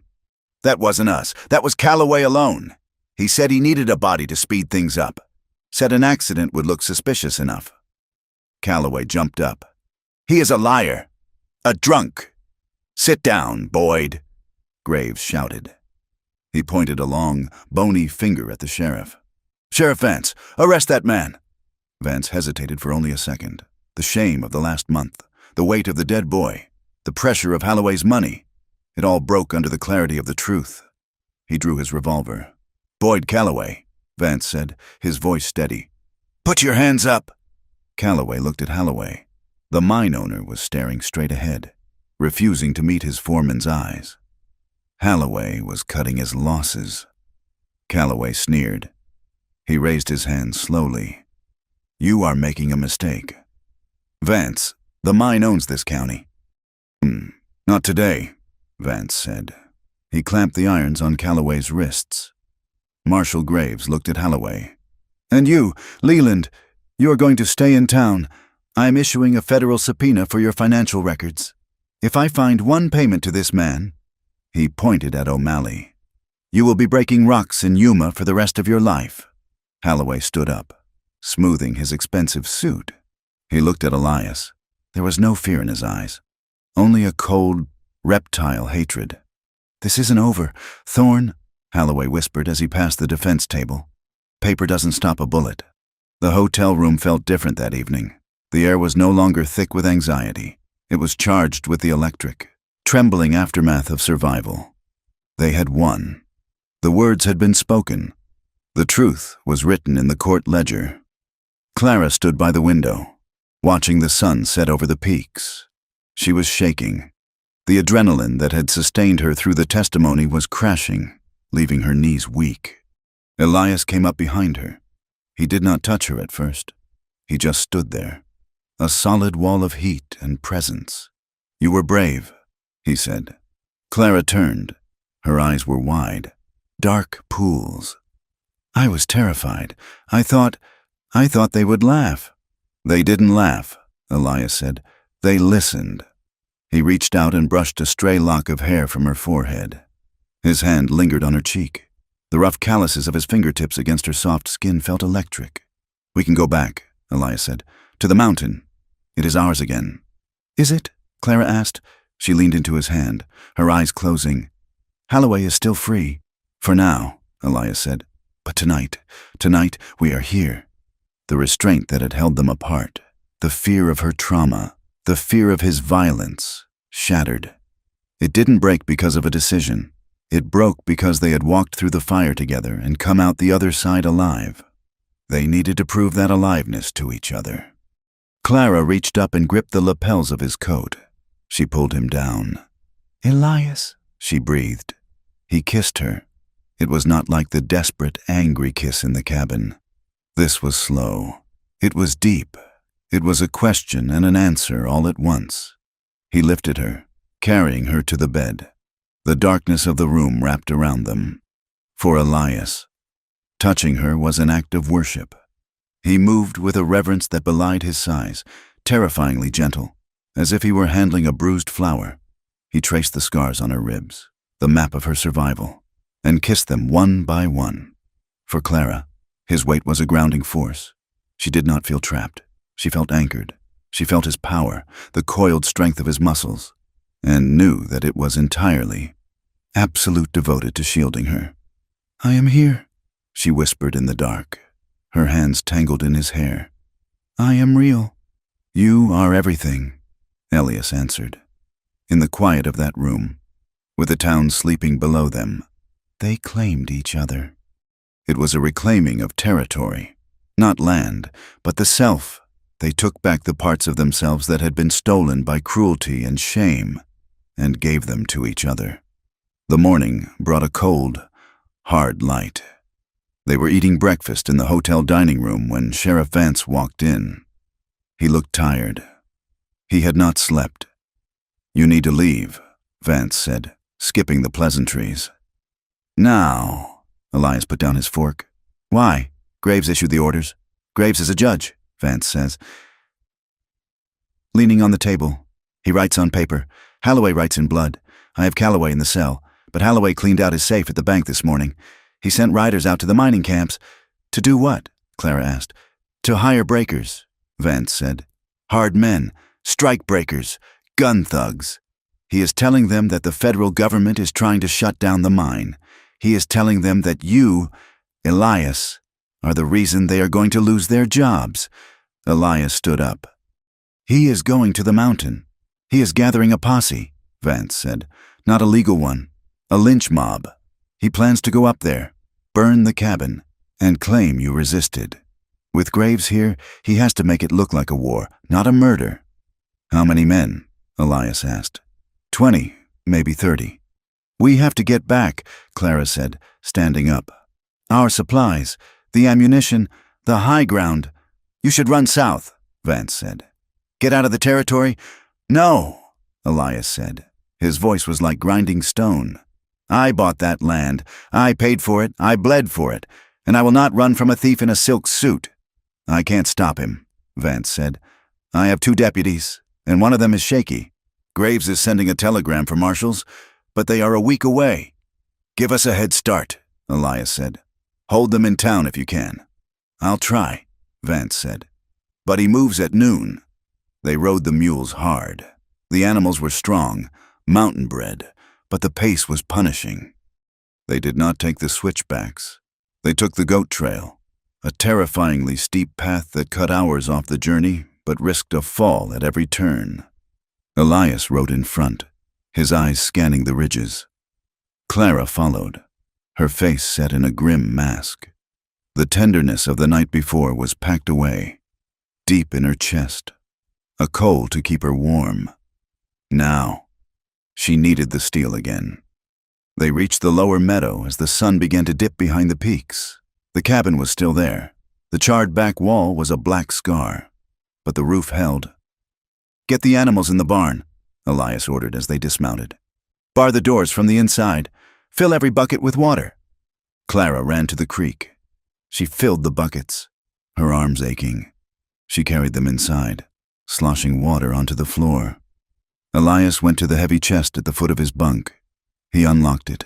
Inside were boxes of .45, 70 cartridges, heavy lead slugs that could punch through a tree. He laid them out on the table in neat rows. He took the Sharps rifle. He took the Winchester repeater. He took the shotgun. "Load everything," he said to Clara. She sat at the table, her fingers moving quickly, sliding the brass cartridges into the loading gates. Click, click, click. "They will come at dusk," Elias said, looking out the window. "They will try to use the failing light to cross the meadow." 20 men, Clara said. "Can we hold them?" Elias looked at her. He walked over and took her face in his hands. "The mountain is a funnel," he said. "There is only one path up.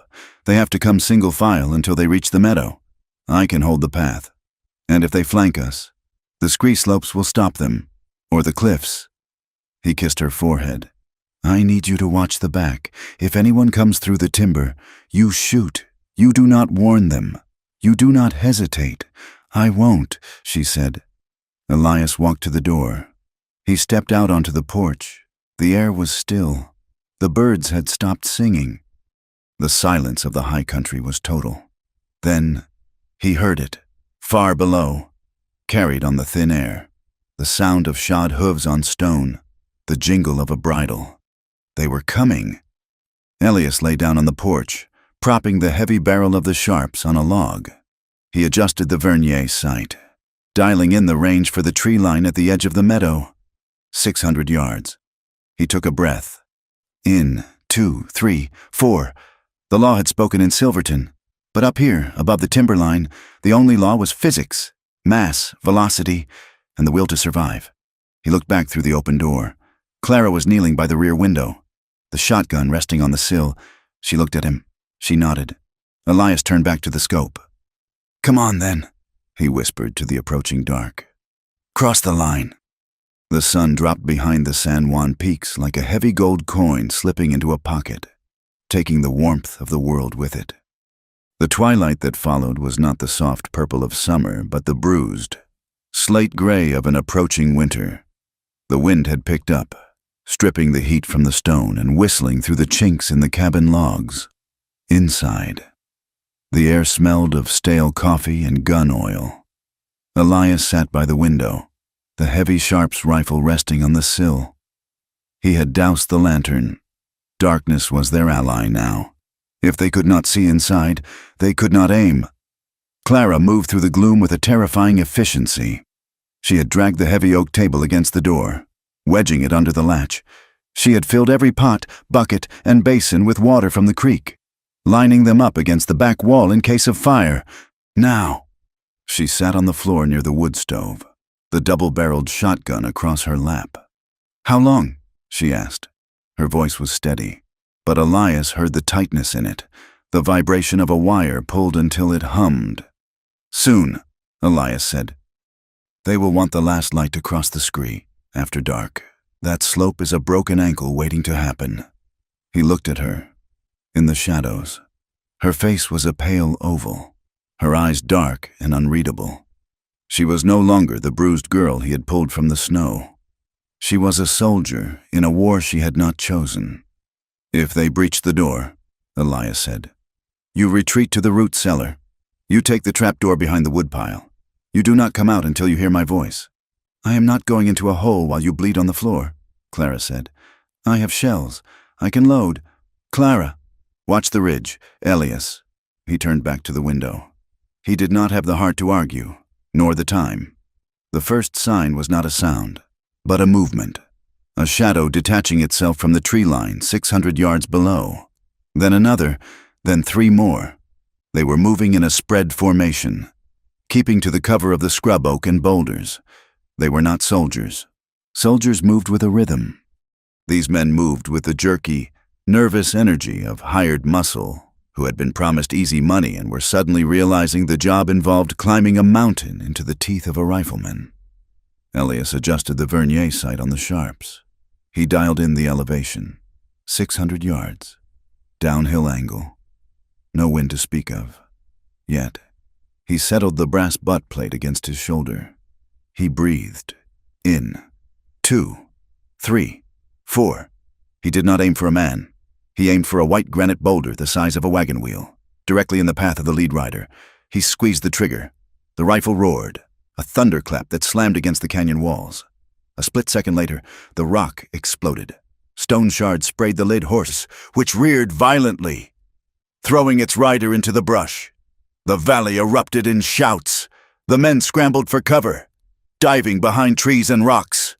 "Warning shot," Elias muttered, reloading. The metallic clack slide of the breech block was loud in the cabin. "They are spreading out," Clara called from the back window. "2 moving up the east flank, 3 on the west." "Let them try the west," Elias said grimly.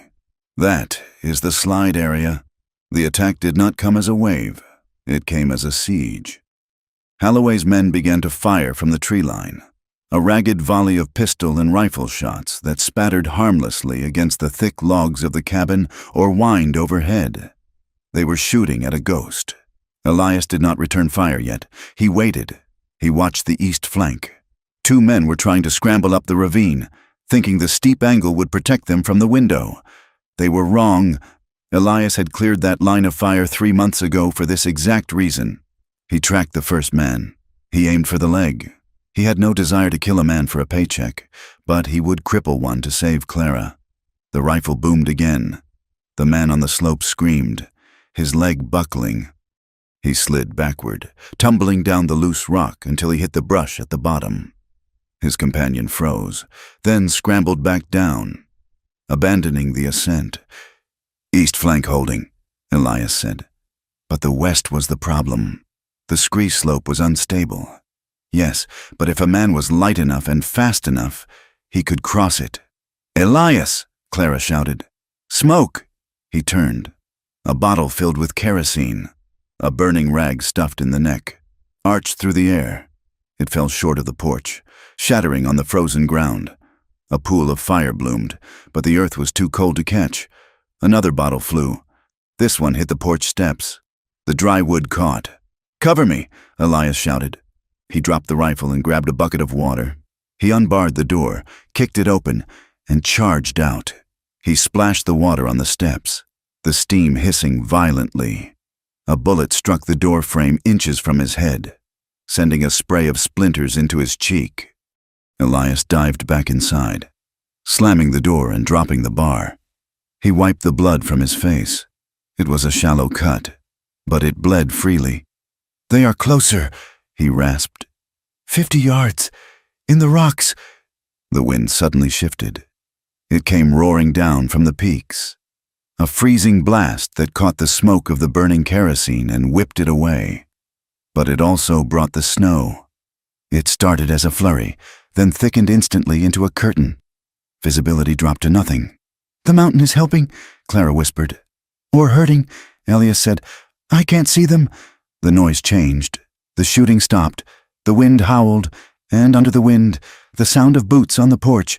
They had used the blind whiteout to rush the cabin. The door shuddered under a heavy blow. A sledgehammer. Or a log. "Back!" Elias roared, pushing Clara toward the stove.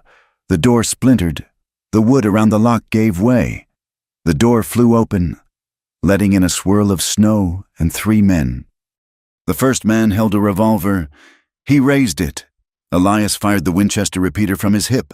The man crumpled, hit in the chest. The second man lunged. Tackling Elias, they crashed into the table, overturning the lamp. The glass shattered. Darkness swallowed the room, lit only by the red glow of the stove embers. Elias fought with the desperation of a cornered animal. The man was younger, stronger, and smelled of whiskey and sweat.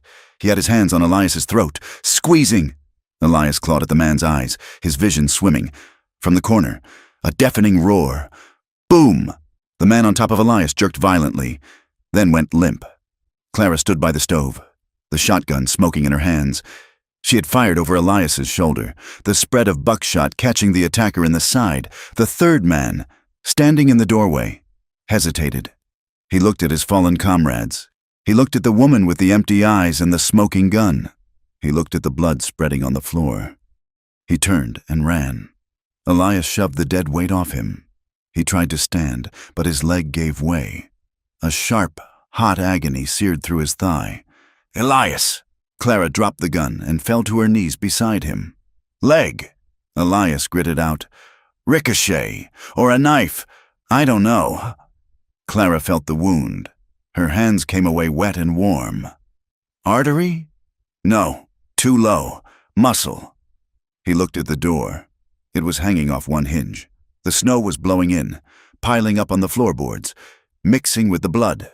We have to block it, Elias said. Help me. You can't walk, Clara said. Her voice was trembling, but her hands were moving. She grabbed him under the arms. Push! She dragged him. She was small, but the adrenaline gave her the strength of a frantic mother lifting a wagon. She pulled him back to the hearth. Then she ran to the door. She couldn't lift the table alone. She grabbed the heavy bench. She dragged it. She grabbed the sacks of flour. She piled them up. It was a flimsy barricade, but it cut the wind. She reloaded the shotgun. She crawled back to Elias. Is he dead? She whispered, looking at the body near the table. Yes, I killed him. You saved me, Elias said. He reached for her hand. It was ice cold. You saved us. They sat in the dark, the wind screaming outside. The dead man a dark shape on the floor. They waited for the next wave. It never came. 20 minutes later, a different sound cut through the storm. A bugle? No, a whistle. Sharp, piercing, authoritative. Then shouting. Not the chaotic shouts of the attack, but commands. Drop it! Federal Marshal, drop the weapon or you die where you stand! Clara crawled to the window. Through the swirling snow, she saw shapes with lanterns moving up the path. Elias, she breathed. Lanterns. It's the law. The door was pushed open, shoving aside the flour sacks. A beam of light cut through the room, illuminating the carnage. Sheriff Vance stood there, his coat dusted with snow, his revolver drawn. Behind him was Marshal Graves, looking like an Old Testament prophet in a buffalo coat. Vance looked at the body. He looked at Elias bleeding by the fire. He looked at Clara, who still held the shotgun leveled at his chest. Easy, ma'am, Vance said gently. It is over. Clara did not lower the gun. Halloway? In irons, Graves said, stepping into the room. We caught him at the trailhead. He was watching through a spyglass. He didn't expect the cavalry to arrive from the south. Clara lowered the gun. The strength that had held her upright simply evaporated. She slumped against Elias. Get the doctor, Vance yelled to the men outside. We have wounded. The aftermath was not a parade. It was a slow, painful extraction. Getting Elias down the mountain took 4 men and a stretcher. The snow had turned the trail into a bobsled run. Clara walked beside him the whole way, refusing the horse they offered her. She held his hand, her knuckles white. They took them to the hotel, not the jail. Halloway was in the cell, along with the 6 survivors of his posse.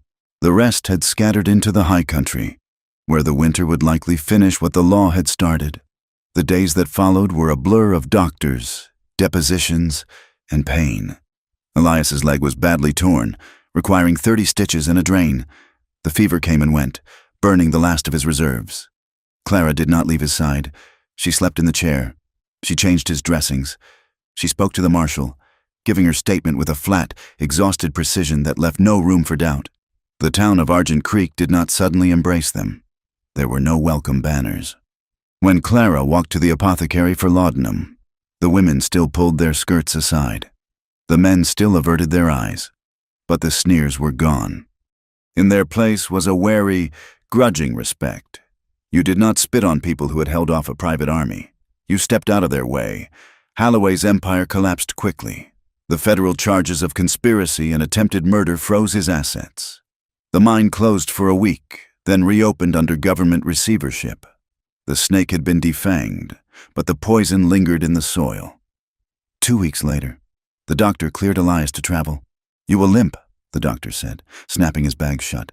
"Maybe for a year, maybe forever. The cold will ache." "I'm used to aches," Elias said. They packed their few belongings. The hotel bill had been paid by the marshal's office. Witness expenses, Graves had called it, with a rare, dry smile. "Where will you go?" Vance asked them as they loaded the wagon. The sheriff looked older, but he stood straighter than he had in years. "Home," Elias said. "The cabin is a wreck," Vance said. "Blood on the floor. Door gone. It's a tomb up there." "It is wood and stone," Clara said. "We can scrub the floor. We can build a door." They drove the wagon out of town. The mud was freezing into ruts. They passed the church, where the preacher stood on the steps. He watched them go. He did not quote scripture. He simply tipped his hat, a silent admission that perhaps judgment was not his alone to dispense. The mountain was silent when they returned. The snow had covered the scars of the battle. The dead men had been hauled away, but the white boulder Elias had shattered still lay in fragments, a monument to the siege. The cabin was cold. The door was indeed broken, propped up with a log. The floor was stained dark. Elias hobbled in on his crutch. He looked at the place where he had almost died. He looked at the place where Clara had killed a man to save him. He felt a wave of sickness, not from the pain, but from the memory. "We can't stay here," he said quietly. "Too much blood." Clara set her bag on the table. She walked to the bucket, broke the ice, and dipped a rag. She got down on her knees and began to scrub the floor. "We are not leaving. Elias," she said. "Clara." "The blood washes out," she said, scrubbing harder. "The wood forgets. We do not—" She stopped and looked up at him. "If we leave, they win. If we leave, we are just running again. I am done running." Elias dropped his crutch.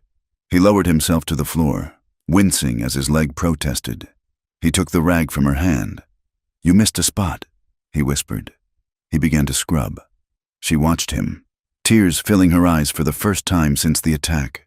They scrubbed together, shoulder to shoulder, cleaning the violence from their home until the water in the bucket was black and the wood was pale and clean. That night, they built a fire that roared in the hearth. They hung a blanket over the doorway until the repairs could be made.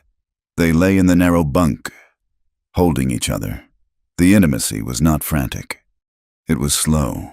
It was the desperate, grateful touch of two people who had checked the other for pulse and breath and found life. "I was afraid," Elias admitted into the dark. "When I saw you with that gun, I thought I had turned you into me, into a killer." Clara rested her head on his chest, listening to the steady beat of his heart. "You didn't turn me into anything, Elias.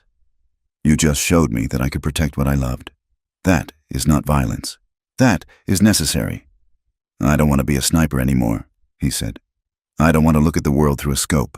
"Then don't," she said. "Look at it through a window. Look at it through a door." She traced the line of his jaw. "The path to Silverton is dangerous. People get lost. Women get trapped in storms. Men get hurt." "Yes," Elias said. "We have a barn," she said. "We have a roof. We know the mountain better than anyone." "A way station?" Elias asked. "A sanctuary," Clara corrected. "For people who are running. For people who are cold. We don't have to be the hermit and the whore. We can be the keepers." Elias thought about it. He thought about the silence he had craved, and how empty it had been. He thought about the noise of the world, and how cruel it could be. And he thought about this middle ground, a place between the wild and the town, a place where the fire was always lit for those who deserved it. "I can build a larger table," he said. "And I can plant a larger garden," she replied. Spring came late to the San Juans, but when it arrived, it was glorious. The columbines exploded in blue and white across the meadow. The stream ran clear and loud. Elias stood by the fence. He had replaced the wire. It was tight, singing in the breeze. but it was no longer a barrier to keep the world out. It was a line that marked safety. He saw a rider coming up the trail, a lone traveler, weary, his horse stumbling. Elias did not reach for his rifle. He watched the man approach. Clara stepped out onto the porch. She was wearing a clean apron, and her hair was tied back with a blue ribbon. She looked at Elias. She smiled. "Coffee is on," she called out. Elias opened the gate. He stood there, leaning on his cane, his other hand open in greeting. "Welcome," Elias said to the stranger. "Step inside. The fire is warm." The traveler looked at the scarred man and the beautiful woman, at the sturdy cabin and the savage, in different peaks rising above them. He tipped his hat. "Much obliged," the traveler said. Elias closed the gate, but he left it unlatched. He walked back to the cabin, his limp barely noticeable, walking toward the woman who had turned a fortress into a home. They had stopped running. They had planted their feet in the rock, and like the pines, they had found a way to grow where nothing else could survive. Thank you so much for listening to this story of Elias and Clara. It has been a journey through the snow, the gunpowder, and the resilience of the human heart. I hope their story resonated with you. I would love to know where you are listening from. Please leave a comment below with your city or country. It is always fascinating to see how far these stories travel. If you enjoyed this tale, please consider subscribing to From Wild West for more stories of the American frontier, where history and imagination meet. And please, share your thoughts on the ending in English in the comments section. Did they make the right choice? I look forward to reading your insights. Until next time, keep your powder dry and your fences mended.